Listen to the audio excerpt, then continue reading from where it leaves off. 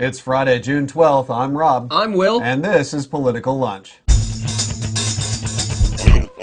Welcome back to Political Lunch. We're all eager to start the weekend, so without further ado, we'll jump right in with our Friday 10 and 3. Rob, take it away. Number 10, we start with a little human interest. President Obama wrote a note excusing a young girl from school. She was attending a healthcare forum with her father, who asked Obama a question and noted that his daughter was missing school to attend the event. Afterwards, the president handed 10-year-old Kennedy Corpus a handwritten note that read, "Please excuse Kennedy's absence. She's with me." Signed, Barack Obama. Not bad. Number 9, Alaska Governor Sarah Palin has called for an uprising against David Letterman for jokes he made about her and her family. Now, there isn't much substance to the story, despite how much time the mainstream media is giving it, though it is worth noting that, somehow, Palin is managing to keep her name and face in the news cycle. Number 8, good news for anti-smoking advocates. Yesterday, Congress passed a bill giving the Food and Drug Administration power to regulate tobacco products. This will likely lead to much tougher standards on what tobacco companies can sell and how they can sell it.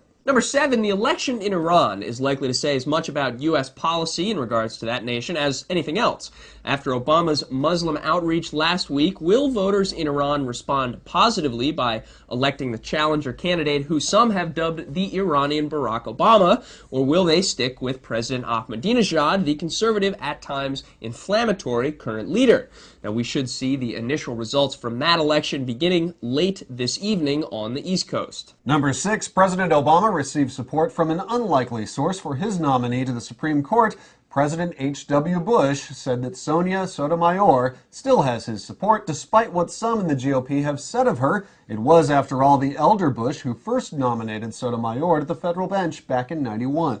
Number 5, it's looking less likely each day that detainees at Guantanamo Bay will be transferred to the United States, although other countries are now accepting some of the prisoners as they're released. This week, Bermuda accepted 4 detainees who were released without charges, and a 23-year-old African man who has been held at Gitmo since he was 14 has been returned to his native country, Chad, after a federal judge in the U.S. said there was no evidence against him.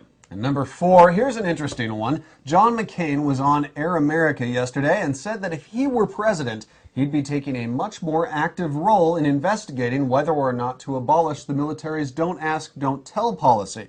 McCain says he served with gays, that they served honorably, and that he's not sure the policy is still necessary. Number 3, a group of more than 100 moderate Democrats have formed a coalition in Congress aimed at limiting the size and scope of a possible government-sponsored health insurance program.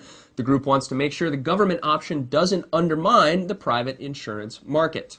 Number 2, it's long been standard operating procedure for a new president to offer cushy diplomatic posts to his big campaign contributors.